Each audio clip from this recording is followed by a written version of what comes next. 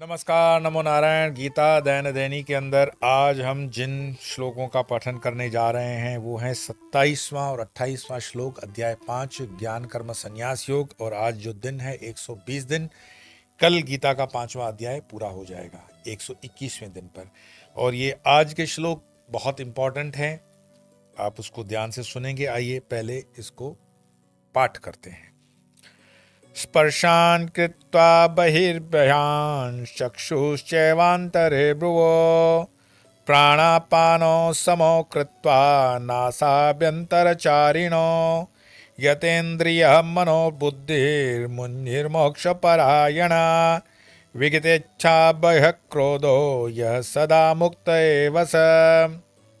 और हे अर्जुन, बाहर के विषय भोगों को न चिंतन करता हुआ, बाहर ही रखता हुआ और नेत्रों की दृष्टि को भ्रुकुटी के बीच में स्थित करके नासिका में आने जाने वाले प्राण और अपान वायु को सम करके जो जीती हुई इंद्रिय मन बुद्धि वाला मोक्ष परायण मुनि इच्छा, भय और क्रोध से रहित हो गया है, वे सदा मुक्त ही है। ये जो प्राणायाम का इस श्लोक के अंदर बताया है, शांभवी क्रिया कभी इसमें आ गई आपकी, काफ़ी कुछ इसमें बहुत अच्छे से बता दिया गया है।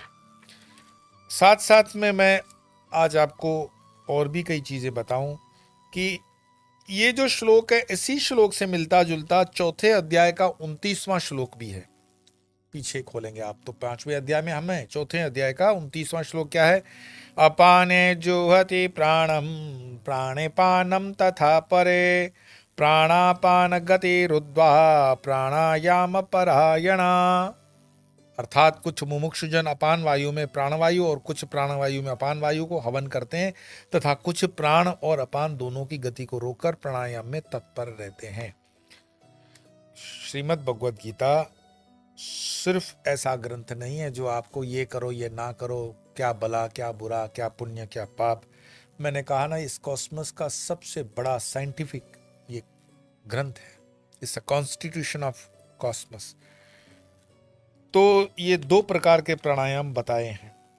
देखो, अध्याय चौथे का जो 29वें में जो कुंभक कहा है वो हठ योग के द्वारा होता है। पहले तो समझो योग में कौन सा फर्क है। तो जो चौथे का 29वां श्लोक मैंने पढ़ा वो हठ योग में आएगा और कृतजन्य है, क्योंकि वहां रुद्वा रोककर क्रिया का प्रयोग हुआ है, अथवा प्राय साध्य है, वहां प्राणायाम की गति रोकनी पड़ती है।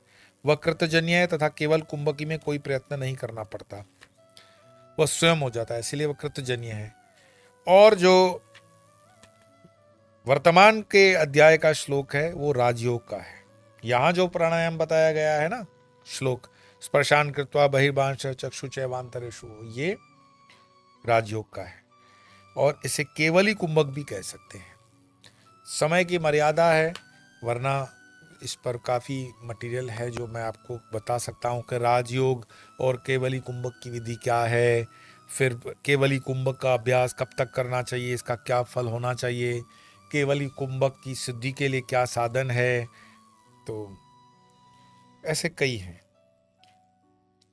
कुंभक। और ये जो साधना है ये जप में भी आपकी होती है। जब आप माला फेरते हो तो अपने आप सहज रूप से श्वास बैलेंस होना शुरू होता है। और जप में हमें साक्षी रहना पड़ता है। तो जप में साक्षी रहना तो ठीक है, परंतु जप किया क्यों जाता है? पाप क्षय के लिए या भगवत प्राप्ति के लिए? जप क्यों करना चाहिए? तो उसका उत्तर है, जप न तो पाप क्षय के लिए किया जाता है और न भगवत प्राप्ति के लिए, क्योंकि पाप क्षय के बिना तो जप में रुचि नहीं होती और भगवत प्राप्ति गुरुदेव के उपदेश मात्र से हो जाती है। तो फिर जप क्यों करते हैं? जब पाप क्षय भी नहीं हो रहा है, भगवत प्राप्ति भी नहीं हो रही है, फिर जप क्यों कर रहे हो? तो जप या भजन भगवान में प्रेम होने के लिए किया जाता है, हम उसमें प्रेम से स्थिर हो जाएं। यदि मेले में हमें कोई व्यक्ति मिल जाए तो उससे हमारा प्रेम नहीं हो जाता। सीधी सी बात है कि मेले में तो बहुत सारे लोग मिलते हैं, प्लेन में मिलते हैं, ट्रेन में मिलते हैं, उनसे प्रेम नहीं होता। प्रेम तो उसका बार बार चिंतन करने या पुनः पुनः मिलने से ही होता है। तो जब आप वो जप में नाम बार बार लेते हो तो उससे फिर प्रेम होता है, बढ़ता है। वो एक फिल्म के शब्दों को मैं दोहरा रहा हूँ क्योंकि गीतकार तो परमात्मा के नजदीक होता है कि प्यार किया नहीं जाता, हो जाता है।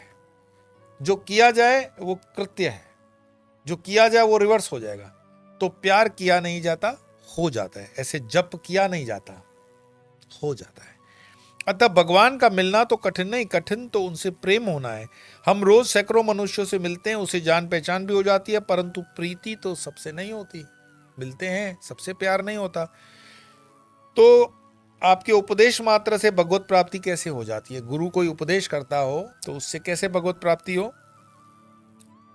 स्वामी कहते हैं कि प्राप्ति कुछ नहीं तो कुछ नहीं होती। गुरुजी ने जो रूप बतलाया था उसी रूप में तो भगवान मिलते हैं। इसमें नया क्या हुआ? गुरुजी ने तो भगवान के स्वरूप का ज्ञान करा दिया। ज्ञान और साक्षात्कार में कुछ अंतर है। साक्षात्कार तो प्रेम से होता है। कैसे?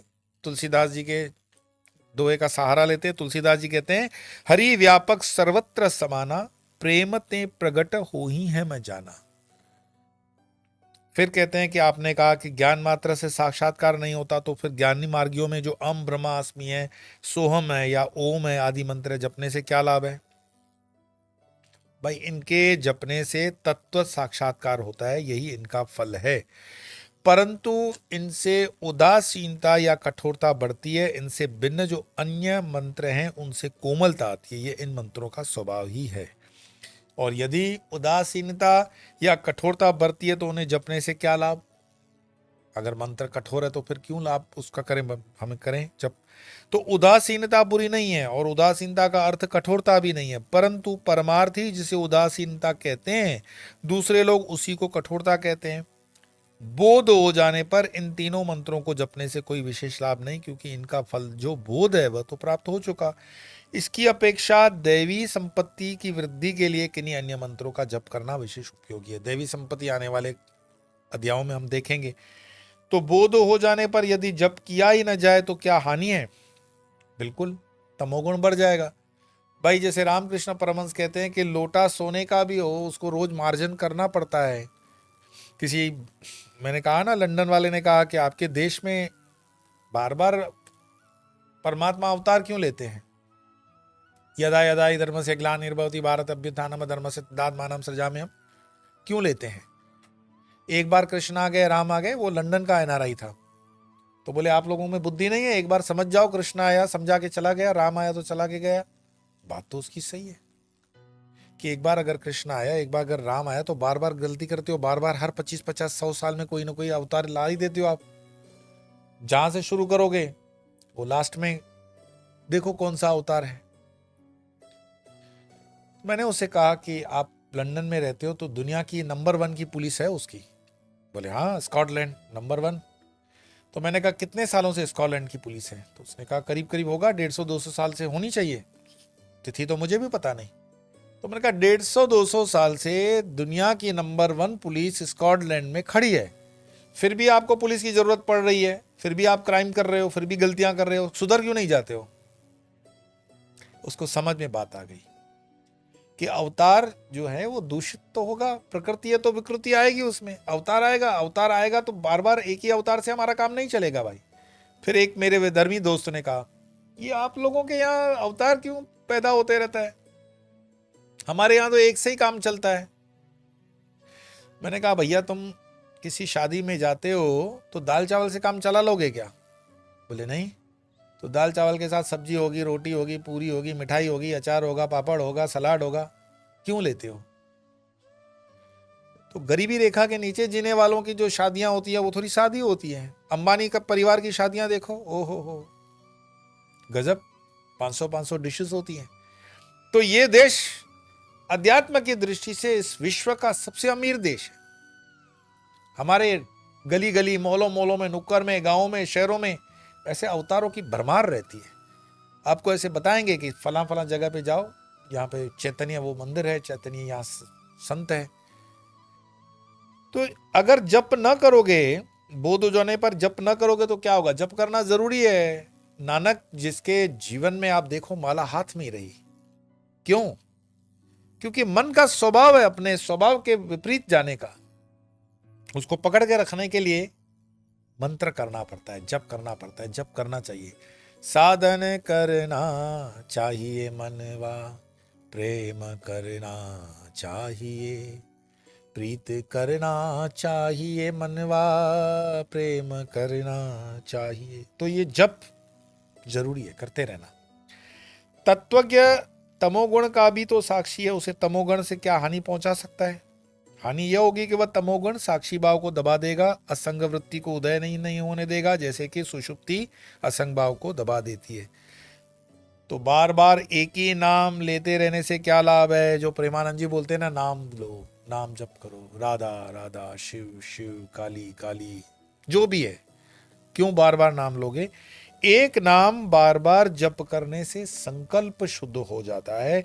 इससे संकल्प होते ही जो चाहता है वह प्राप्त हो जाता है। तो इस बार आप समझ गए कि नाम स्मरण में क्या ताकत है, उससे प्रेम हो जाता है। जप करने वाले भक्त कितने प्रकार के होते हैं? जापक भक्त 3 प्रकार के होते हैं, उत्तम, मध्यम, कनिष्ठ। जो दिन में एक बार ही जप करते हैं वे कनिष्ठ भक्त हैं, और जो जप में तलीन रहते हैं वे मध्यम, और जिसके पास जाने से अनायास जप होने लगे वो उत्तम कोटि है। जप कितने प्रकार का होता है? जप 3 प्रकार का होता है, वाचिक, उपांशु और मानसिक। चित्त जैसे जैसे समाहित होता जाएगा मानसिक जप अधिक प्रिय लगने लगेगा, परंतु आरंभ में वाचिक और फिर उपांशु जप करना चाहिए। मानसिक जप प्रिय लगने से मन समाहित होता है और फिर प्राणी भी स्थिर हो जाएगा। प्राण के रुकते ही शून्य सा प्रतीत होगा, उसके भी साक्षी रहकर उसे देखते रहो, उसे समय आनंद ही आनंद बांध रहेगा।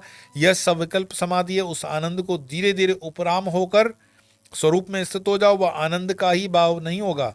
यही निर्विकल्प समाधि है, ऐसा अध्याय 6 के 25वें श्लोक में कहा गया है। तो जप की भी महिमा बता दी, साथ में विधि भी बता दी, और कई बातें आ गई। इसको 2-3 बार सुनोगे तो धीरे से चित्त में बैठेगा, औरों को भी सुनाओगे। चर्चा करते रहना, बोलते रहने से वाणी अंदर आपके एक इंप्रेशन क्रिएट करती है। तो यही सत्संग कहते हैं। आइए 2 श्लोकों का पाठ करेंगे। स्पर्शान् कृत्वा बहिर्बाह्यांश्चक्षुश्चैवान्तरे भ्रुवो, प्राणापानौ समौ कृत्वा नासाभ्यन्तरचारिणौ, यतेन्द्रियं मनो बुद्धिर्मुनिर्मोक्षपरायणा, विगत्येच्छा बह्यक्रोधो यः सदा मुक्त एव स। आज इतना ही। कल एक श्लोक होगा और इस अध्याय का अंतिम भाग है वो, तब मिलेंगे कल। आज इतना ही। नमो नारायण।